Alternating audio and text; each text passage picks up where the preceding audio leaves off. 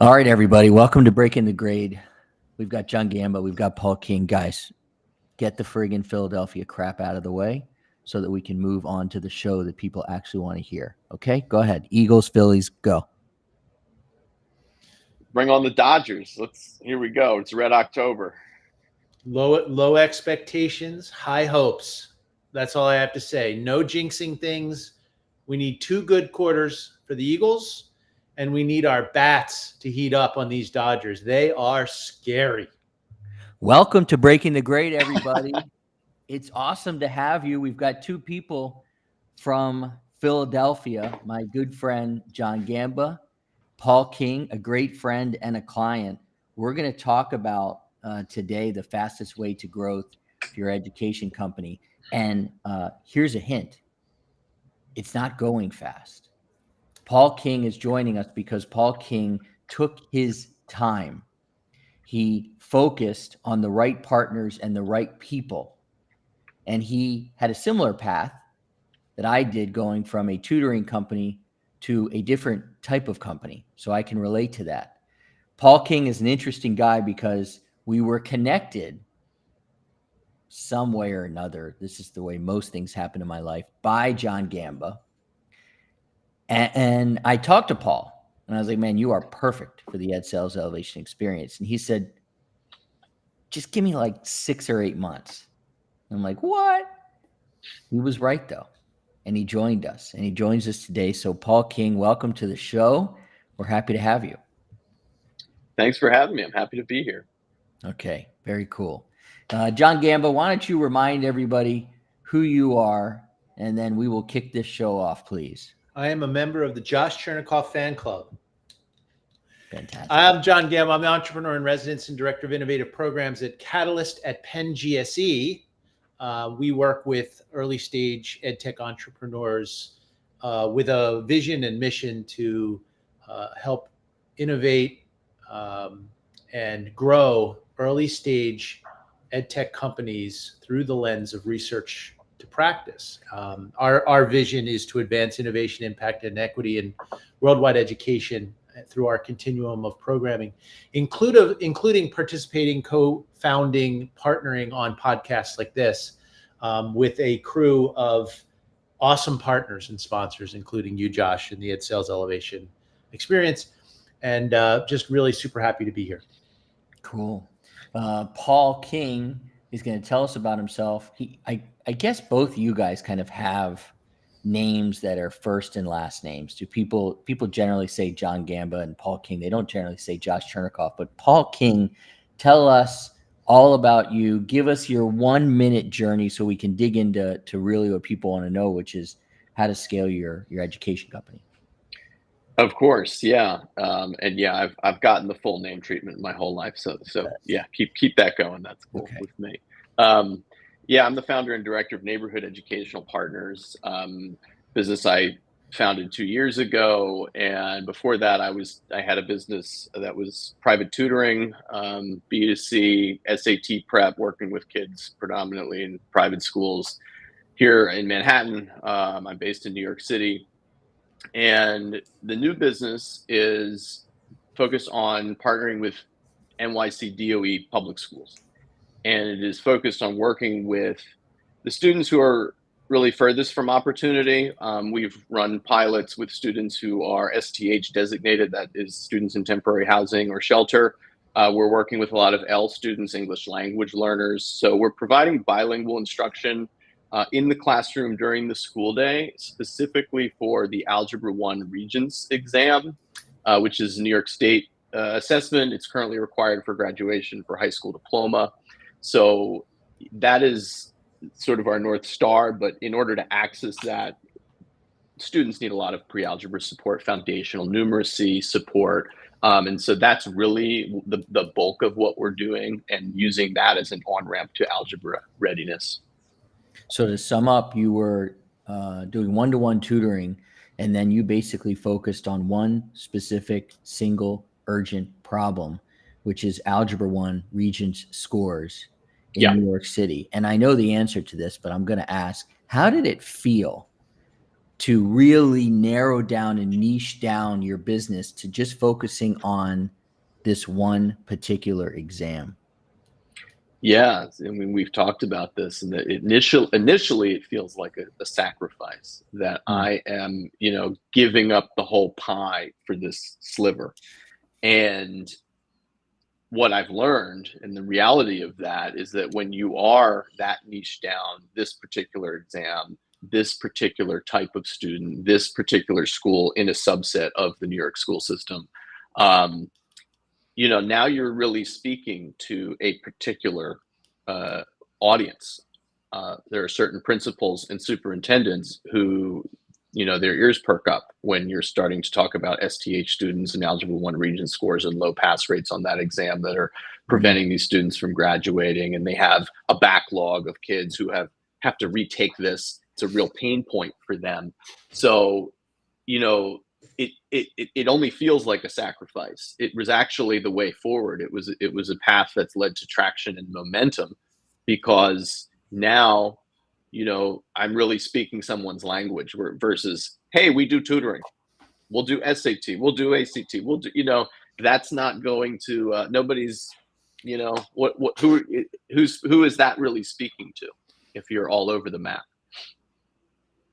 John, I would believe that this is something that you believe in as well. Clear messaging, solving one specific problem.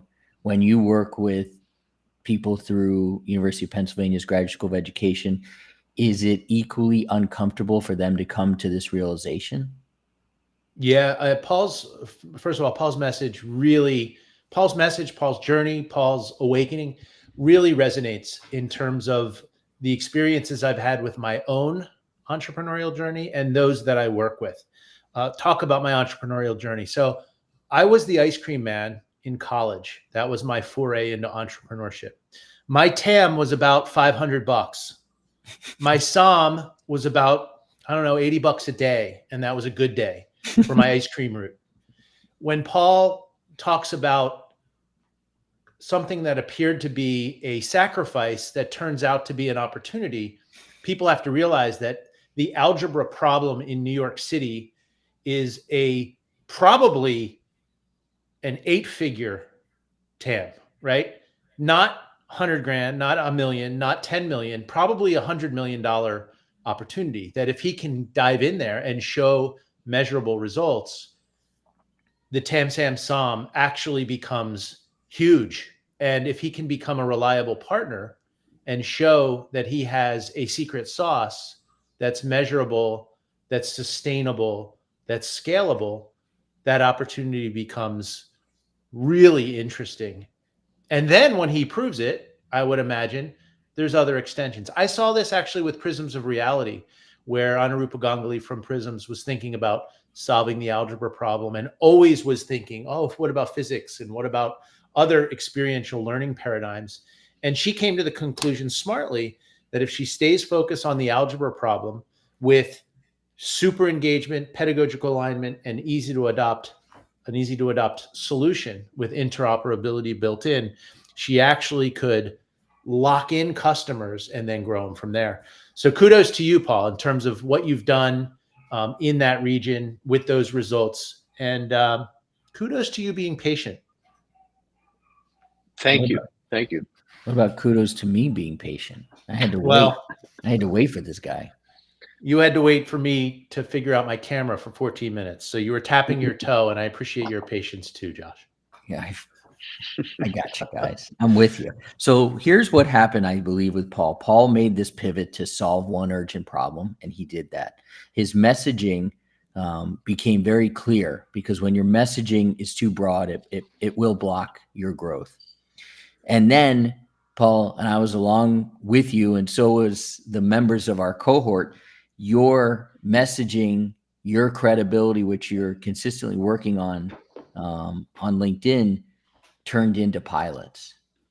And then you turn those pilots into contracts. But before we get to the contracts, let's talk about how you got the pilots and why you got the pilots. And you can take it down, please, into New York City and talk numbers, talk money with us.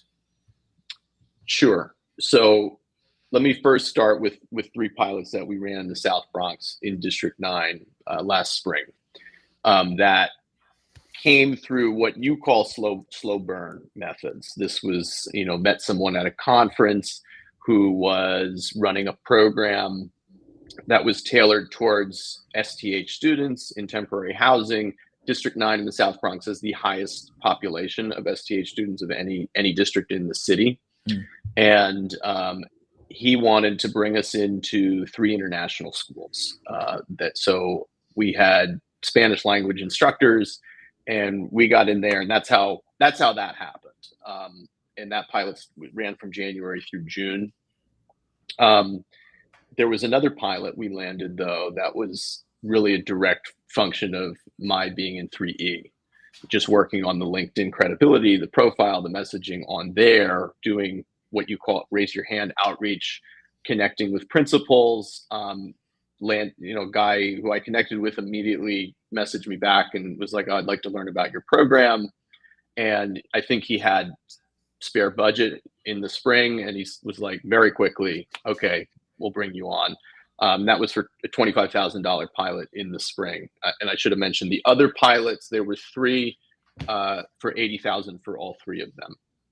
So, that was a pretty good start to our year. And the 25K through 3E was really an unexpected bonus. I wasn't even trying to sell at that point in 3E. We were still really working on the messaging. Of course, you and the cohort coached me through how to have that call. So, that was, to me, the real proof of this is working. And we're now promoting what we're doing in the right way, because it's a very different thing to run the pilot. You can run pilots and no one can know about it. But 3E was really instrumental in helping me to show, what we were doing and get the word out and generate a little bit of buzz. I love the fact that you said that you weren't even selling. And what conjures up in my mind, you guys can relate to this, is I used to think the smoothest swing in baseball was Rafael Palmeiro. Say what you will about the guy, whatever he's putting in his body, he had a beautiful swing. And I think that when you go into a conversation and you are not trying to sell, and you do have the ability to help somebody, and you do have the credibility, you can just go in there and just swing nice and easy. And it sounds like when you did that, you hit out of the park. That's nice. One of the numbers that keeps coming up, and I want to get John's thought on this, is 25,000 and staying below 25,000. And Paul and I have talked, I'm not going to talk numbers, but you could certainly go above 25,000 and try and make more money, or you can be below 25,000. And John, can you explain the significance of 25,000 to the audience? Before I do, Rafi Palmeiro was hitting it out to Boog Powell's ribs. Yeah. Right? Yeah, it was. What a smooth swing. So awesome. Name a smoother swing. Ryan Howard, of course. Sorry. Second, worlds colliding. So my business partner on my ice cream route was Pedro Torres, my 4-year roommate at Penn, who was from the South Bronx, the South Bronx, 186th in the Grand Concourse. So I love that, Paul, in terms of... That's where we were, literally. That's probably his campus school. Right there. Yeah, so that's pretty cool. Both of you, I'd love for you to meet Pedro. He's in Miami now. He's a very successful financial advisor. But he comes back there, and if you ever need a really great speaker of somebody who's really made it out of the South Bronx and doing some great things, he'd love to speak and connect with you, Paul, and help you out in any way. So that's Rafi Palmeiro, the ice cream route, Pedro Torres, Tam Sam Sam, and pilots. And we're at the significance of 25,000. So first, 25,000 tends to be the threshold for an RFP, RFQ requirement. Most superintendents, assistant superintendents, associate superintendents, cabinet members of a medium to large school district, in New York City schools is certainly large, has the ability to spend around 25,000 without generally having to go out to RFP or RFQ. So if they see something unique like Paul's solution, and they want to try it, and you never want to do anything for free. There's no such thing as a free stuff model in this space because that gets elongated and wasteful quickly. You do a 25,000 non-RFP pilot for a period of time, and with good customer experience, and we can talk about that, Josh. We've talked about this. I like your chances in terms of upselling, cross-selling, and renewing at larger levels to impact the magic word, which is NRR, which is net recurring revenue. And I would think that with all of that intentionality, Paul's been able to do that. So it's almost like the Holy Grail. The days of closing a full district, especially a large district, I think are over. The days of thinking you're going to do a free pilot that converts to a paid pilot quickly, I think is foolish. But the opportunity to align your solution to a narrow problem, like you're talking about, Josh, the algebra problem in the Regents exam, proving that it works, and then almost doing an assumptive growth strategy that says, if this does work in this period of time, can we expect to grow this to more schools based on these and those terms, what I call a consultative to assumptive close of more business. It sounds that's exactly what Paul's doing. And I would say, again, kudos to you, Paul, in that journey and that success. It doesn't surprise me. You talked about customer service, and because Paul and I work closely, and in fact, Paul, we've got a meeting in 40 minutes to do our work together. I know that you believe in customer service, and you can talk about it in two ways. I believe that you provide customer service, credibility, confidence. You're a friend to the principals that you work with, and you also really do some cool things for your other customers, the kids. And can you talk a little bit about both sides of that coin? And of course, we'll Pete's about to enter into the equation here. Yes, I thought that's where you were going with that. Yeah, so I'll start with the kids, the customer service for the kids. When we've run pilots in school, after school, Saturday morning. We've learned in school has the best impact. A lot, even if we're in school, we need to pull the students out. Often it's lunch is a block when we can have them to work with them in a small group. So we're providing a meal, whether it's lunchtime, whether it's after school, and yes, often that meal is pizza delivery. That is just part of the package that we offer for this pilot. When we were running after school Saturday morning, we were offering digital gift card stipends. So a student would show up to the class, you'd get their email, they would receive, I don't know, $15, $20 code in their email. It could be redeemed for just about any major brand you could imagine. And it was somewhat effective in getting students in the door. I will say it's tough to get kids in after school and on weekends. So we really strongly encourage schools at this point, like, plug us in during the day, integrate this. But that was something that I think was a differentiator for us as well. Like, okay, the principals, they all have this problem of engagement and attendance.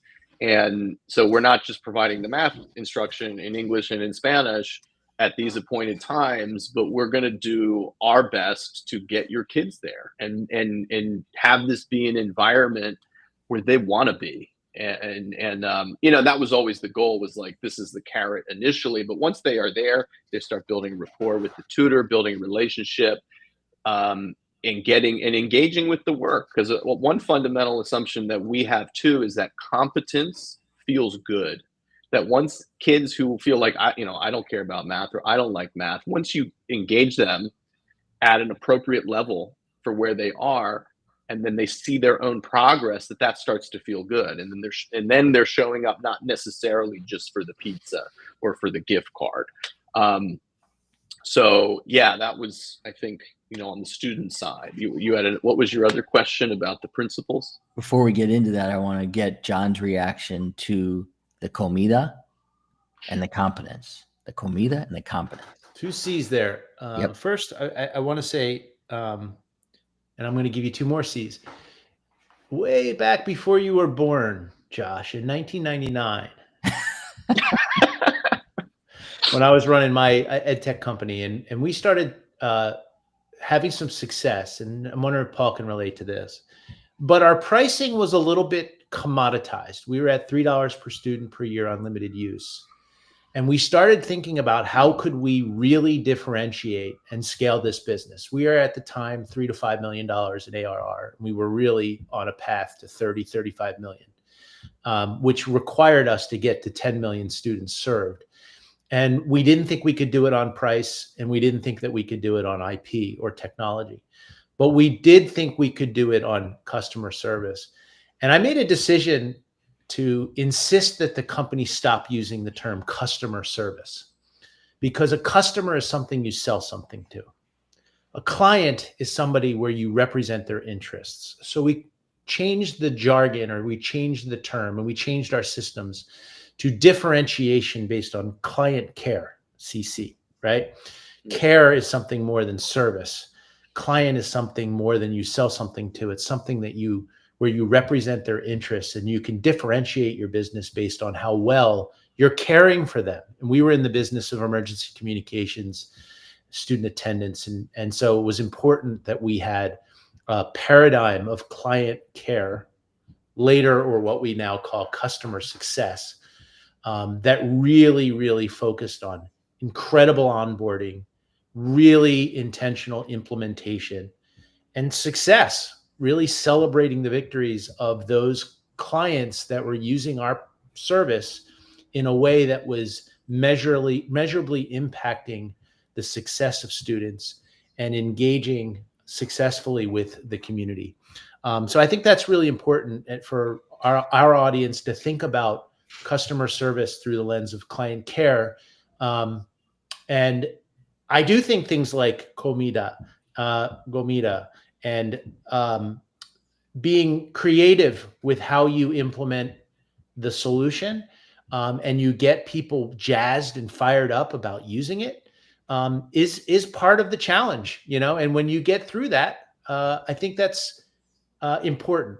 As far as competence goes, I think that sells. I think in the tutoring business, especially when you're putting tutors in front of students and you're trying to improve Regent scores, I think the competency of your solution and the competency of the talent that you're putting forth to achieve the results that you said you would, if you can demonstrate that they're superior, or like your chances of going from a $25,000 pilot to something bigger, not because you're slick and not because you're a good salesperson, but because you're competent. And I'm right there with you. I'm not so big on food, but I am big on the competency and being able to demonstrate that what you're putting forth leads to measurable results and can be used to grow the solution.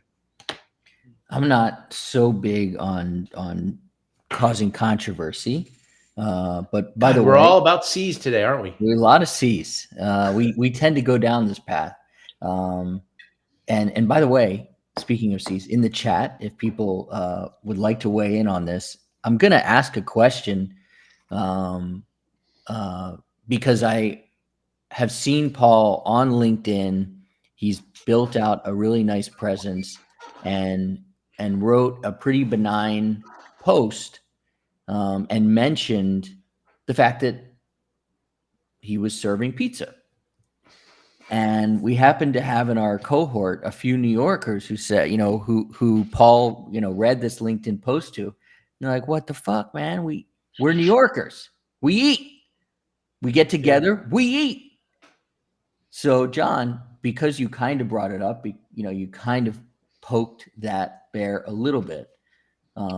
Obviously, there's no right or wrong answer here, but where do you fall on food or discount cards as being part of a program?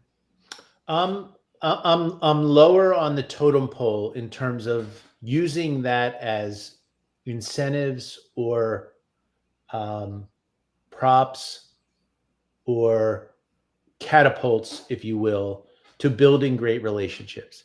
I think that again, I'm not willing to argue this because I don't die on this hill. I just have this sense that bad salespeople and bad client care, customer success people believe they can buy their way in or bribe their way in with food, drink, versus the competency of your solution. Now, if you were to say, we think table stakes are both building rapport with good pizza and bringing the competency of the solution to bear, I'm with you. I just think sometimes the slick salesperson brings the cupcakes, and I think that good cabinet level, good buyers of solutions can see through that quickly. My friend Paul King has the benefit of being from Philadelphia, and then better pizza than New York, no doubt, and then being coated with New York City. So his skin is pretty thick. So Paul, what do you think about what Professor Gamba is putting out there? Well, I agree that, if that's sort of like your value offer is I have got pizza, it's a slick sales move. It's not going to inspire any real faith in a school.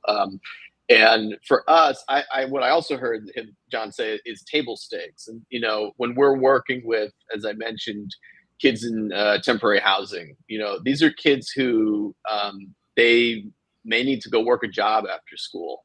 So for us, it's not necessarily and I've been accused in that post, Josh, that you mentioned of bribing kids to come to tutoring. That was what the controversy was about. Well, I brought it up. And my response to that is that it is just actually a way of lowering a barrier of entry. It's not like, here, come get this. It's a reason for a student who might otherwise have to go work a job and earn minimum wage to at least, okay, we're going to provide you with a meal and $20, and maybe that will, make the math tutoring, because without that, they might just say, absolutely not. I'm going to go to my job. So it was really, I thought, like, kind of table stakes for this particular population of students. And that's why it was built in. And it was certainly not, the main impetus of like, that's what we're doing here, is just giving kids pizza. Wait, let me plus one you there, Paul, because sure. I misunderstood. When I'm thinking pizza, I'm thinking about pizza cupcakes and bringing in the incentives in the sales process. We do a lot of work at Penn GSE on trauma-informed practices. So I'm even going to bring myself down here on the table stakes comment. A kid who is hungry can't learn, right? So if you are providing tutoring in a way that is going to increase the results because a tummy is full, I'm all in on that. I think that is what I call multidimensional learning, right?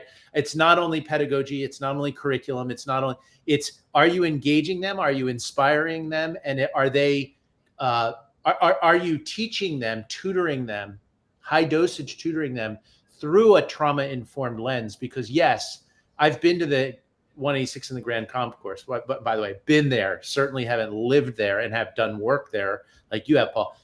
Yeah, you can't get through to these kids if they're hungry. And if that's a way, I'll also say that my son's been a tutor and an intern of a writing workshop in the Frankfurt area of Philadelphia, right? We know it's like The Walking Dead out there. It's very sad. And just him bringing a pack of gum allowed him to get through to some of the kids. As he said, a pack of gum and some Marvel knowledge. And you're going to be able to provide educational services to these young, impressionable, and kids who really want to learn. That's very cool. We always like to give people some action items here based on what we've talked about. And some action items would be, one is that people who are listening can audit their offer. Think about that one urgent, measurable problem that they can solve. They can design a pilot strategy, create a small, low-risk entry point. They need to pair their data with story. Collect both quantitative outcomes and qualitative stories. And we'll circle back to that one, John. Shift from vendor to partner, which I think is that customer to client that you're talking about, and build your niche credibility pack. Document your last 3 pilots. And I know Paul is working on that. So first, I want to go back to John. Pair data with story, quantitative and qualitative. Can you comment on that? And then Paul, I'm going to shift to you when it comes to the last 3 pilots. My comment is one word, is amen. Quantitative, qualitative results. It's one thing to go in and start ripping out 25% growth, 30% more engaged, 80% more satisfaction from parents. It's another to say, let me tell you about Juan, and let me tell you about his struggle, and let me tell you about his journey through our process. And Juan's not alone. Of the 762 students that were similar to Juan, we were able to increase Regent scores by that. That's fusing the story with the data. And I think that's synergistic. I think 1 + 1 = 5 there. So absolutely. And I think that was the only question you asked first, and then bring it back to Paul. So Paul, I wanted you to talk a little bit about some of the work we've been doing with some of your principals that were in pilots. And, we kind of set up your ability to talk to them. You've got somewhere in front of you, you've got a nice microphone, you've got some lights, and we had you do some really good interviews so that you can show people the good work that you are doing. So can you talk through the process you did there to bring those pilots to life? Yeah, I was just working on that before we all jumped on here, editing one of those interviews. But yeah, that's something that you strongly encouraged me to do, was, have a principal or assistant principal, anybody in the school who really saw the program up close and personal, interview them and get their thoughts, and they can speak to the value of this and the impact far more effectively than I can.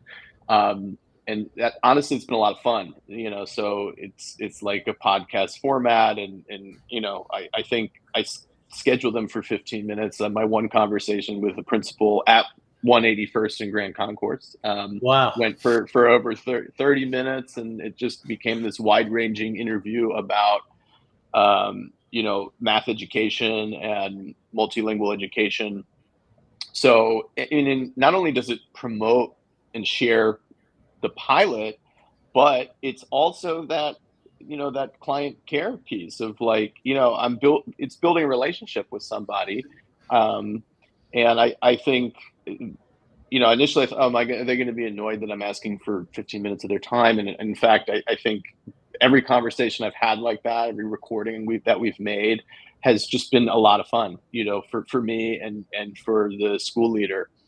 And it's certainly, validating for me what we're doing, and I get great feedback. And so, yeah, that's been and just putting that on LinkedIn to go twice a week, have these kind of TikTok style clips. So when people look us up, hopefully that's what they see, and they see folks at the DOE speaking to what we're doing. Great. It's so interesting, Josh, on that point too. You experienced this in New York for the milking competition too, in a different way. When I coach and mentor entrepreneurs on pitch perfect presentations, that could be an investor pitch or a demo. I like to say, put the audience, put the judges, put Josh Chernikoff, who was a judge, not on the front row of your pitch. Put them in the front row of your solution. And if you remember, on someone like College Contact, who won, one of the winners, as they went through their near peer model and they were explaining some of the data that would inspire a judge like you to say, this really is working. I said, don't have screenshots up on screen. Have an animated story going so they can see how these students and how these peer mentors are lit up when they're helping, they're engaging, they're connecting with these clients. And I think that made a difference. So as they're talking about the impact in the background, you can see a near peer interaction between somebody who is getting college and career guidance from one of the peer mentors. I think it's really important and really powerful. Yeah, Paul will back me up on this, that I'm always looking and encouraging people like Paul to take that picture in front of the school or with a principal, because it really does tell an important story. And by the way, John, I mean, I know you were obviously doing John Gamba stuff at the Milken competition, but Paul was there. Paul came. Paul came, and you know, you probably couldn't see around the cameras and the people that were hugging you and just the autographs you were signing. But yeah, Paul was there, and we got to have a nice hug, and that was awesome to have you there. All in the family. It's great to be there. Paul. Yeah, of course. Yeah, my pleasure. So speaking of all in the family, I'll do this for you guys just because I love you both.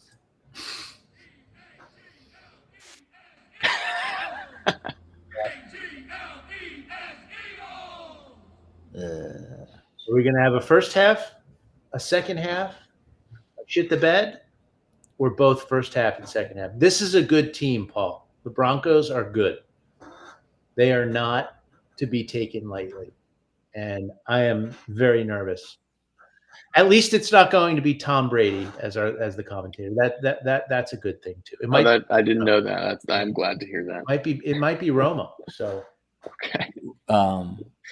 What are they saying on IP? Because that is by far the greatest radio station in the world. The Fan is. There's a lot of AJ Brown talk, which is, what is he doing? Is he Terrell Owens? Which he's not. He just wants the ball, and he wants this team to live up to the expectations that they should live up to as the Super Bowl champions.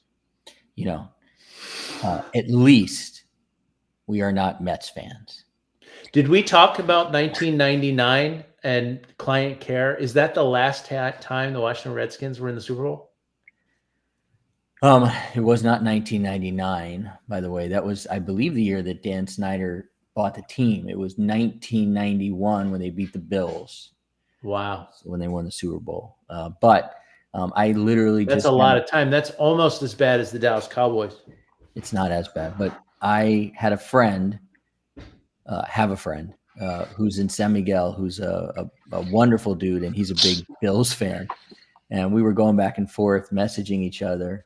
And he's like, "You still owe me one." I'm like, obviously I know what he's talking about. I'm like, "I don't know what you're talking about." He's like, 1991, man. So they still remember it. So do we. And I will always remember you guys for everything that you've done, coming on the show, being good friends of the show. Paul is a long-time listener of this show. And obviously, John, everything you do. And I do hope that I get to see you on Friday. By the way, guys, I am not necessarily kind of observing the Jewish holiday today for no in particular reason. We just kind of like didn't feel like doing the holiday. So I am the assistant coach of Camila's soccer team, and the head coach, he is Jewish, and he is at services atoning for my sins. So I am coaching practice today. Wow. For probably 15 10-year-old girls. It's awesome. So well, good luck on that. That's amazing. Yeah. When's her next game? It is Saturday. Yeah, I wish I could. I'm going to come down for that. I can't wait to see that. Yeah, it's so much fun. She fired up. She loves it. Loves it. She loves it. She really loves it. She loves being out there, and she gets, just like her father, her poppy, you know, she gets her fair share of offsides calls. So that runs in the family. But I will report back to this group about what it is like to coach 15 10-year-old girls on a Thursday afternoon. I think it's all about motivation, man. Get them excited about the game. I want to make them do wind sprints. Yeah, exactly. All right, guys. Thank you so much. Good luck to your Phils. Everybody else out there. Oh, kudos. Keep pushing, man. Thank you so much. Appreciate it. See y'all. Appreciate that. Take care, everybody.